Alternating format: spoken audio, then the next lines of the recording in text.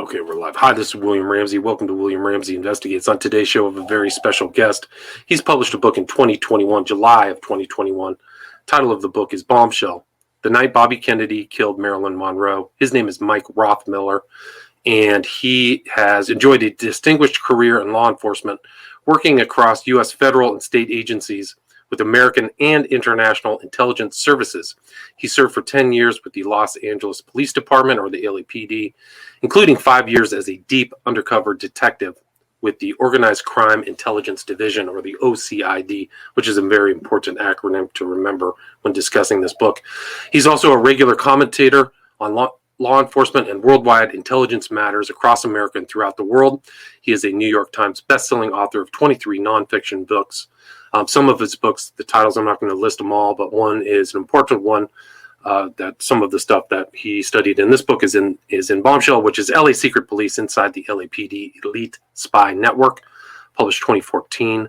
Also, Secret Lies and Deception, Top Secret Presidential Telephone Transcripts, Top Secret Presidential Letters, Top Secret Documents, and Other Amazing Pieces of History, 2016, with a Part 2, which came out in 2018. Also, True Crime Chronicles, Volume 1 and 2, which covers serial killers, outlaws, and justice, real crime stories from the 1800s. That was published this year. Also, another serial killer, Dr. H.H. Holmes Speaks. He tells his story from a prison cell, 2021. And also, Cayman Snakes and Lightning, Defying Death in the Amazon, 2021.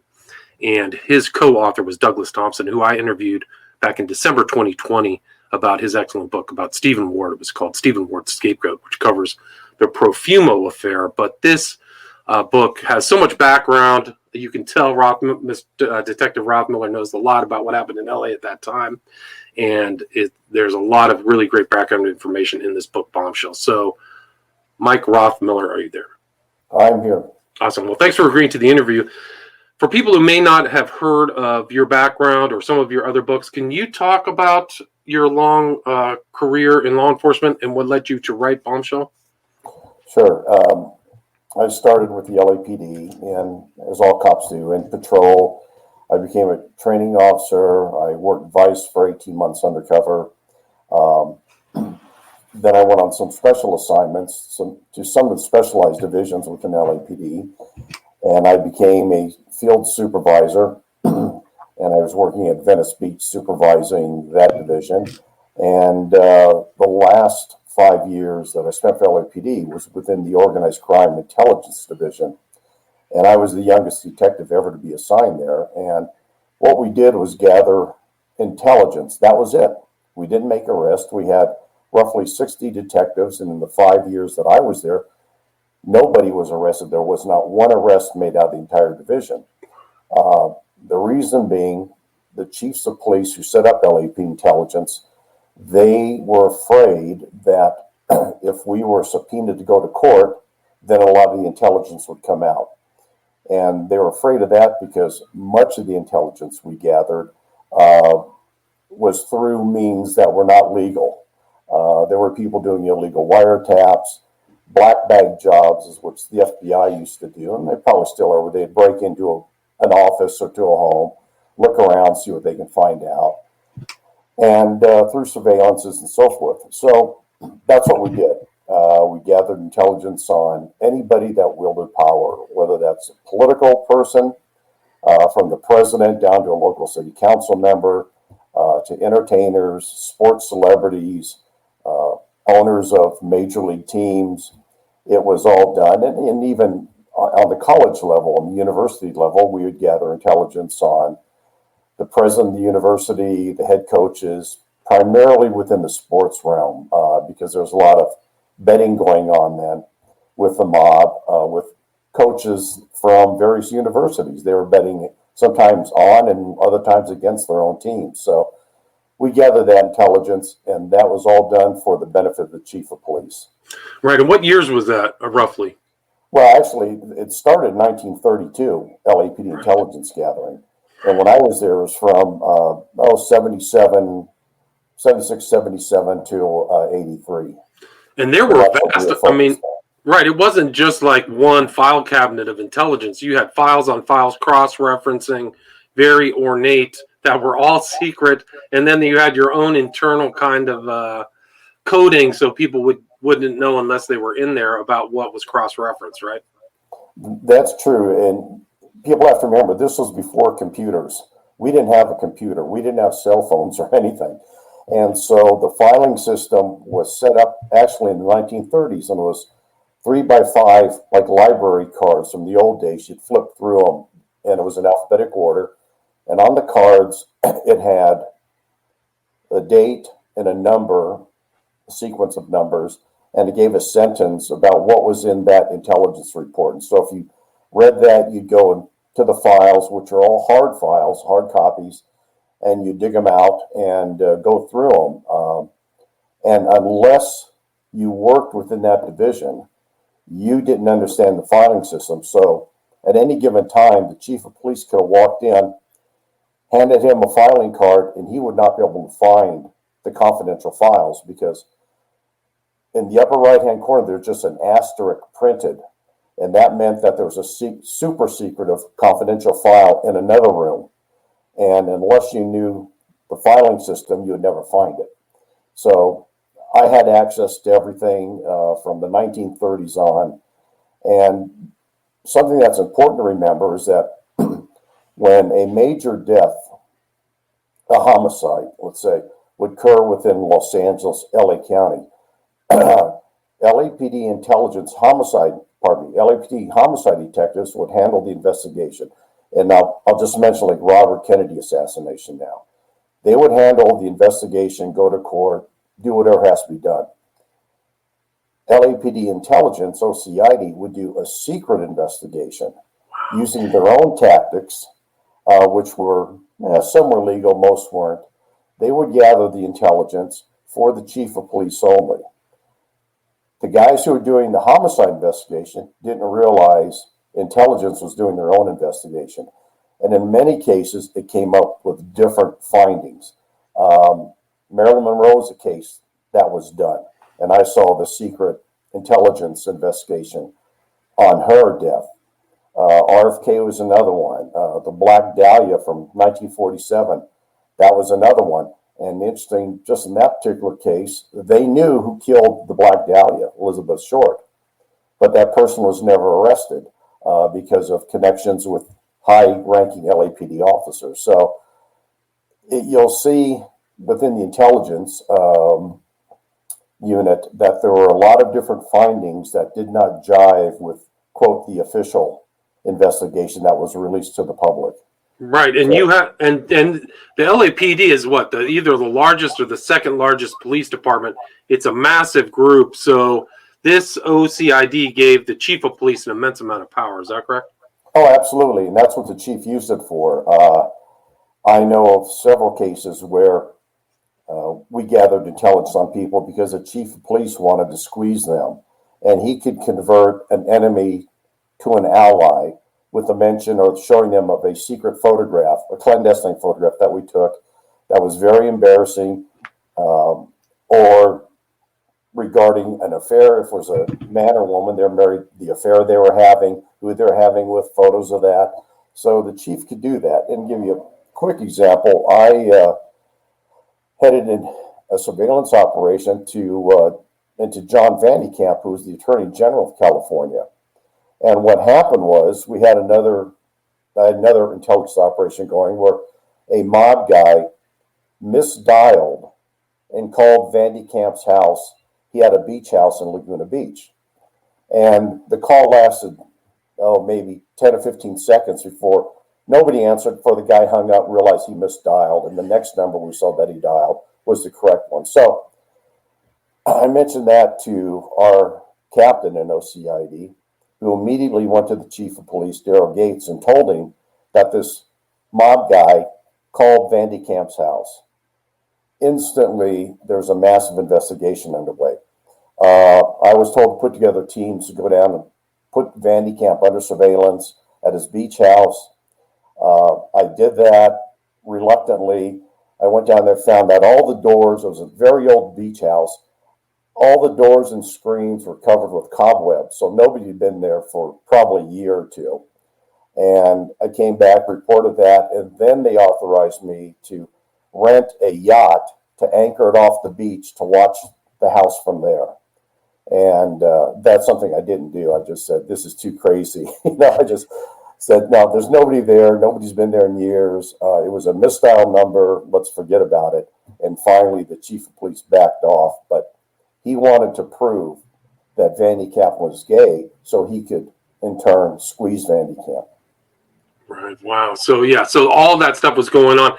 And the LAPD does have a history. You talk about this group, the Gangster Squad. They have an extrajudicial history about dealing with certain topics. I mean, really tough, like brutal tactics, right? Or back maybe. Yeah. Dating back from 1932 when they started into probably the mid 50s. What would happen before there was airline transportation? The mob guys from the East Coast would come into LA on the train to the LA train depot, Union Station. And the intelligence guys would meet them there when they got off the train. And they would take the guy to either a warehouse, a deserted motel, or up to Coldwater Canyon, Mulholland Drive, and just beat the heck out of them. And then tell them, don't come back because next time you won't be leaving here. Meaning, the threat that they'll be killed. And then they take them back to the bus station, throw them on the next train heading back to Chicago, Philly, Jersey, or wherever. When airline trafficking started coming in, a lot of passengers, they do the same thing. They meet the airplane, take the person off the plane, take them for a ride, do the same thing, then take them back to the airport, put them on the next plane leaving. But then it got to be a bit risky. So what they do is they would just meet the airplane, go up to the person getting off, the mob guy or whoever, and say, hi, we're here. We're going to follow you. We're going to know everybody you're talking to. So you do what you got to do, but we're going to do what we have to do. And that's pretty much when I was there, how we handled it. In most cases, we just go, not confront the person, but let them know that we are watching them. Right. And that would in turn make them quite nervous. And many times they would leave. Right. So, I mean, definitely some interesting elements. So that's kind of like the background of Marilyn Monroe, that era. And you've testified twice in court about the OCID and some of the intelligence stuff too, right? Oh, I've testified many times, and I've testified before the LA County Grand Jury, a secret grand jury into the investigation of Robert Kennedy's assassination. Oh, interesting. And provided some information that was contrary to what the official report said. Right. So that's really it. So you have an official report about the, quote, suicide of Marilyn Monroe. You have the official story about RFK, which Sirhan's about to get out of jail, I guess, is my understanding. So it's still kind of relevant. And there's a lot of misinformation and disinformation about Marilyn Monroe, her connections to some of these characters. Can you talk about like some of the information that you found out about her that came out of the OCID files? Well, there was just a massive amount of information on her. And when I got into the files, the first one I came across was, the Kennedys. When I saw the mayor of Los Angeles had an intelligence file on him, I thought, wait a minute. And then I jumped to the Kennedys right away, and I saw that there's a massive, massive file on JFK. Before he became a senator, it started, and on his brothers, Robert and Edward. And then those were linked to Marilyn, and they're also linked to Peter Lawford's file. And so once I started reading those, I saw the interconnections and how LAPD had the Kennedys, when they'd come, sometimes Robert would come alone, sometimes John Kennedy would come alone to LA, even before he was president, and they'd be put under surveillance, even though Chief Parker and Captain Hamilton of the OCID then were very close friends of John Kennedy and Robert Kennedy. When they weren't chauffeuring them around personally, they were under surveillance. And so that's what's in the file. Everything that you can imagine that they did. People they met with, their phone calls, transcripts of the phone calls made from Princess Lawford's house and so forth. And the wiretapping that was done at Peter Lawford's house and Marilyn's house, and the bugs that were planted were put there by a guy named Fred Otash. And Fred Otash was a former LA cop, became the the highest paid private investigator in the country at the time. And when I was in OCID, I started talking to him and turned him into an informant. And so he told me everything that he did at Marilyn's house prior to her death, the night of her death, and afterwards, and the same at Peter Lawford's house. And so I knew what went on. I read the transcripts, but LAPD was not the only organization obtaining transcripts of the conversations from Fred. What Fred did, he was on the payroll of the CIA, the FBI, OCID, and also the Teamsters. It's just incredible. And for people who don't know, the background is Lawford is friends with, he's kind of the connection or go-between between the JFK brothers and Marilyn, who knew Marilyn and then eventually married into the Kennedy family, I think in 55 or 54. Yeah.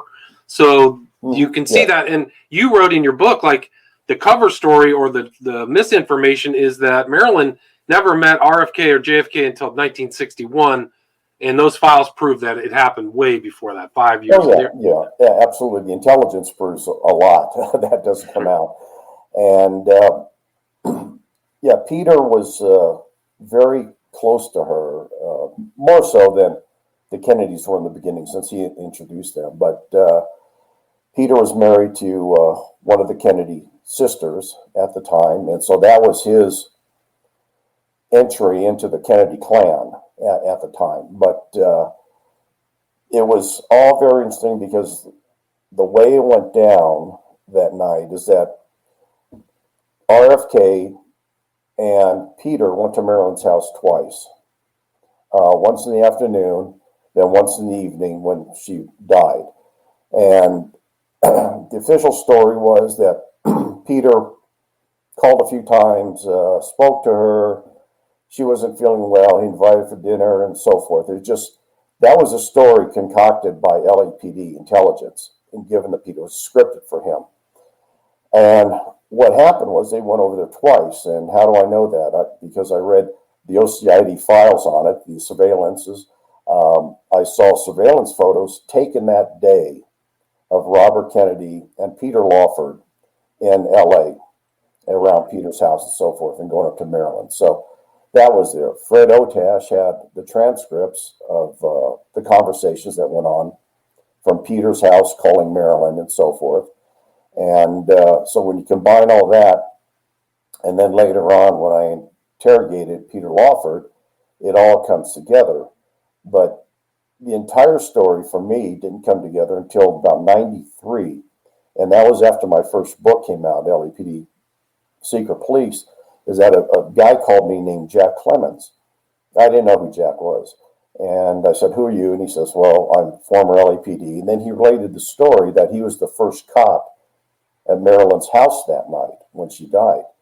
And I said, "Oh, okay, yeah, let's chat." So over, about a year or so, we got together for lunch several times, had many phone calls, and he laid out what happened the night he was there when he showed up and what happened afterwards, and how he saw immediately things were being staged at her house.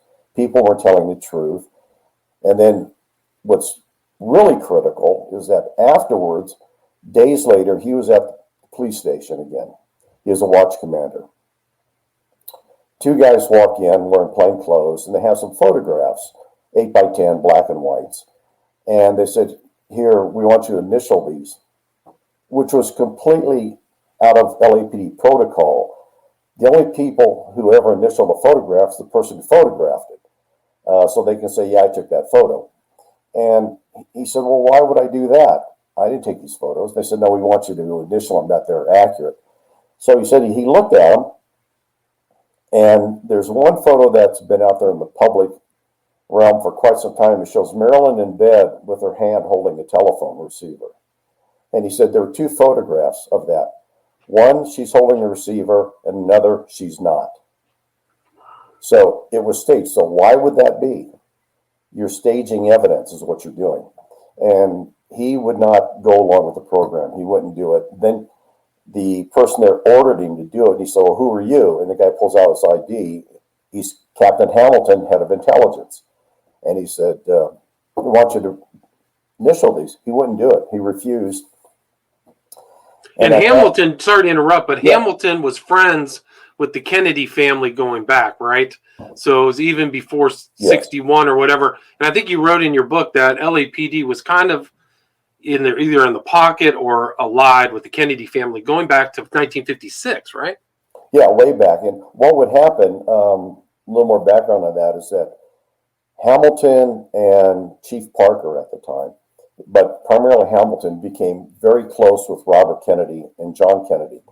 Because what would happen, before he even ran for the Senate, JFK would come out and Hamilton would help him out on different things. He would chauffeur him around, they'd set up the hotel rooms, and Hamilton even would help supply female entertainment for him. And then when both of them started coming out, sometimes they'd come out under assumed names because they didn't want to be tracked here to LA. And Hamilton would pick him up, take him to a hotel. Generally, it was the Biltmore Hotel because the chief of police had a comped hotel room there 24/7. So they would put one or both of them in that hotel room under assumed names. And frankly, the public didn't know who they were because they weren't in office yet. And then Hamilton would also provide security and freedom from the media if they caught on to anything regarding some of the sex parties that were going on. And one was Frank Sinatra had at least one sex party that they attended when he had a house in San Fernando Valley on the hilltop. It was very desolate then, and Hamilton provided security by being at the bottom of the hill for another OCID guy, and if somebody came snooping around, they would chase them off. Or if that didn't work, they'd just have them arrested. Because this was back in the 50s and 60s when things like that were done all the time. And so, yeah, they went way, way back. Right, and a lot of that information wasn't public. So you took time for people to get her diaries, Fragments was her book, put things together, and people never thought Bobby Kennedy was involved because there was no way he could be in LA at that time, right? Was it the 4th of 62? That's what they thought, and that's what some said, and that's what the official spokespeople would say. But the chief of police knew, head of intelligence knew, guys from OCID knew, and even Mayor Yorty at the time knew. And as an example how secretive OCID was, when my first book came out in about 93, I was on a talk show with Tom Redden, who was a former chief of police of LA, and Sam Yorty, the former mayor at that time. At the time of her death, Redden was an assistant chief of police. He was in Bill Parker's office, who was the chief, when Captain Hamilton brought in all of the telephone tows from Marilyn's house, all because it used to be kept on paper. They'd write it down. He went to the phone company, took all their records, gave them to the chief of police. And the reason being, there were calls going from Marilyn's house to Peter's, from Peter's house to the White House, and back and forth. So Tom Redden was there, and he told me, I saw those phone numbers, and the chief and I discussed them. Fine. So after this interview, he contacts me about a week later. And he said, I want to talk to you about Marilyn Monroe. I said, sure, go ahead. What's your question? He said, well, what really happened, and what did OCID have? Now, this guy's the former chief of police.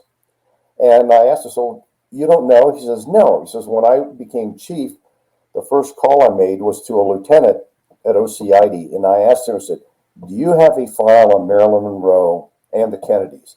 And the guy said, oh, absolutely. Sure, chief, we do. He says, fine, I want all those files in my office this afternoon.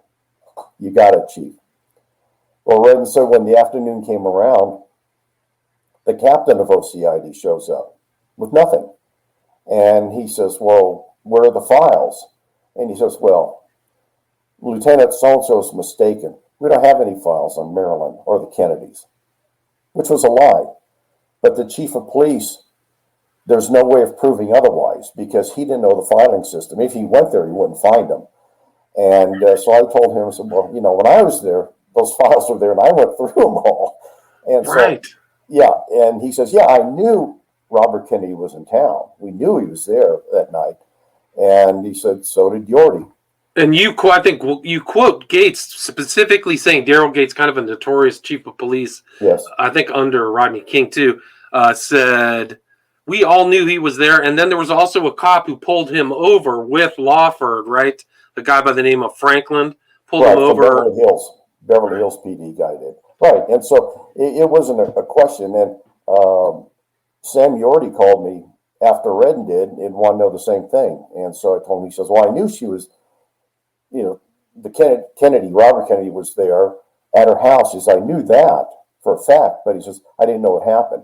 And it was funny about Yorty because there was a huge intelligence file on him, and he had his hands in a lot of things. And I asked him after we spoke about this, I said, well, do you want to know what was in your file? And he goes, no, that's okay. I don't want to know. You don't want to know what information LAPD had on him, Right, and I mean, at that time, the LAPD knew what the Kennedys were up to, but they had a really good public image, right? That they were family men and not up to the shenanigans they were up to. Is that correct? Right. They did. And, a lot of the media, especially the media from D.C., they knew they were having affairs all over the place, and flings. But it was a different time where the media kept it quiet. They provided cover for them, as they did other presidents. And, it was Camelot. That was the image, and that's what they wanted to stay with. And the things that people don't understand is that, I wrote about in another book, is that you look at the assassinations that JFK authorized. I mean, the documents are out there now. The one that he never pulled off was obviously Castro. They tried. And I've got an entire list I was able to get from the CIA, and a list of their assassins that they used at the time. It was like 25 people, their names, who were their assassins.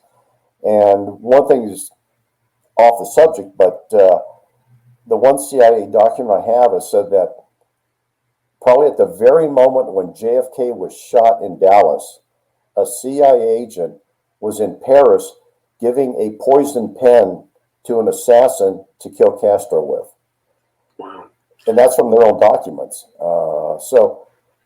There's a lot going on. And, it's super intriguing. There's so many things going on. Yeah. And she's kind of taking notes, writing things in her diary, talking about John. She's got all these lovers and kind of love affairs. But what was the motive for suiciding Marilyn Monroe? Well, I said, LAPD Intelligence Society had a copy of her missing diary, which I came across. I was going through the files, and I took notes out verbatim that I understood what she was talking about. And so those notes are in the book, but she knew too much. But even at the time, if she didn't know anything, if she came out and was able to prove just from circumstantial evidence that she was having an affair with John Kennedy and then Robert Kennedy, that would have ended the Kennedy administration. In the early 60s, he would have had to resign for that. But some of the things that he mentioned that she wrote in her diary is bordering along the lines of disclosing national security issues, because she had notes in there about Castro, what he said about Khrushchev and so forth. And so that's just information. Yeah, the world knew, but the world didn't know it from John Kennedy's mouth. And so it would have been a huge issue. It would destroy them politically and personally. And she was saying, like, there was a kind of infamous meeting she had up in Lake Tahoe with Sinatra was there, and the Kennedys are there saying, I'm going to go public, I'm going to tell. So that must have sent real emergency kind of shockwaves through the Kennedy family. Would you agree with that? Yeah. She went to the Cal Naval Lodge, which was owned by Sinatra and a hidden ownership by Sam Giancana, who was the head of the Chicago mob at the time.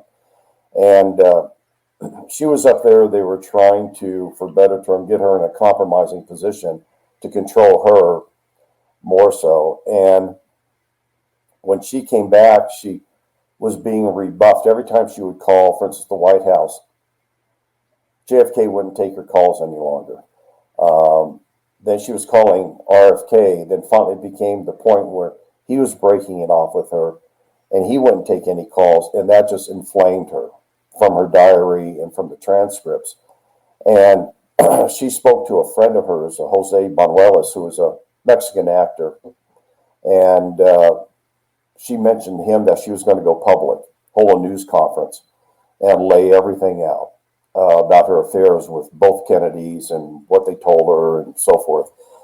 That would have ended their dynasty right there.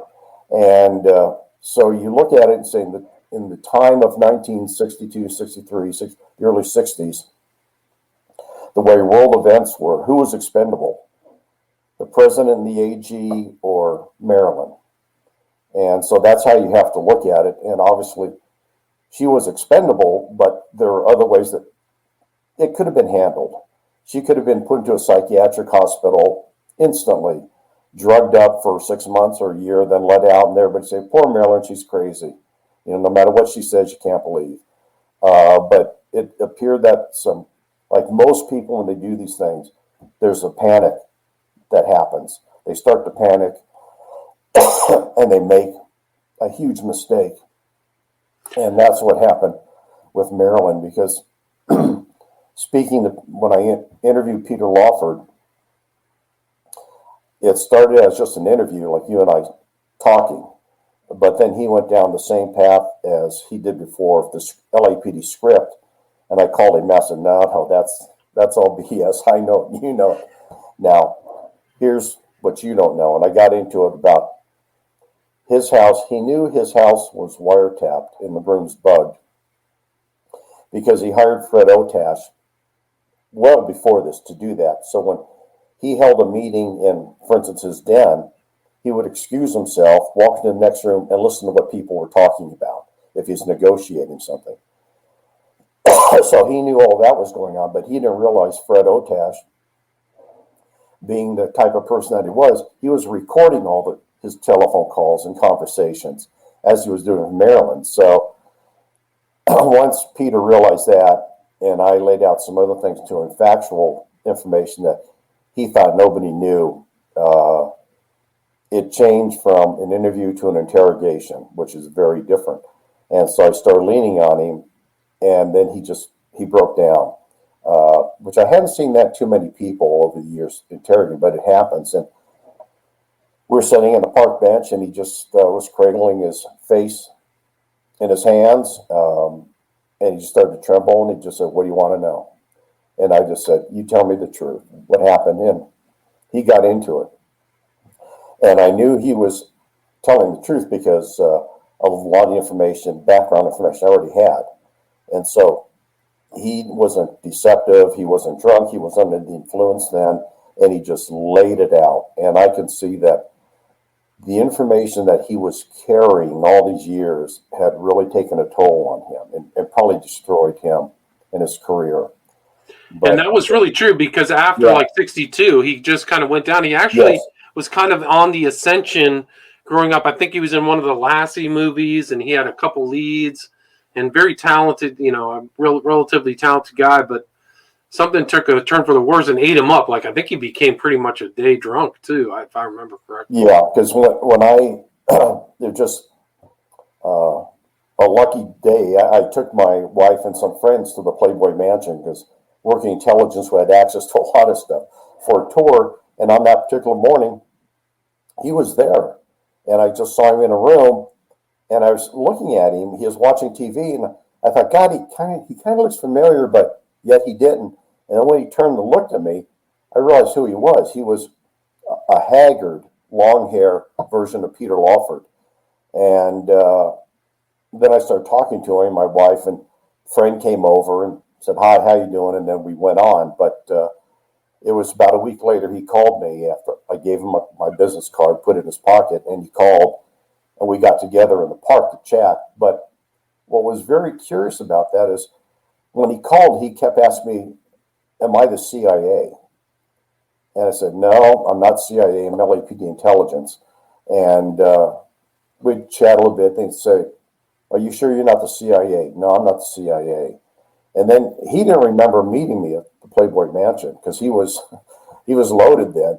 Well, I met him in the park to chat. He asked me again several times if I was the CIA, and no, I'm not the CIA. You know, and so something along the line from when those happened spooked him, and it may have been that the CIA was actually surveilling him and he saw it, or it was LAPD intelligence surveilling him at times, and he just assumed it was the CIA.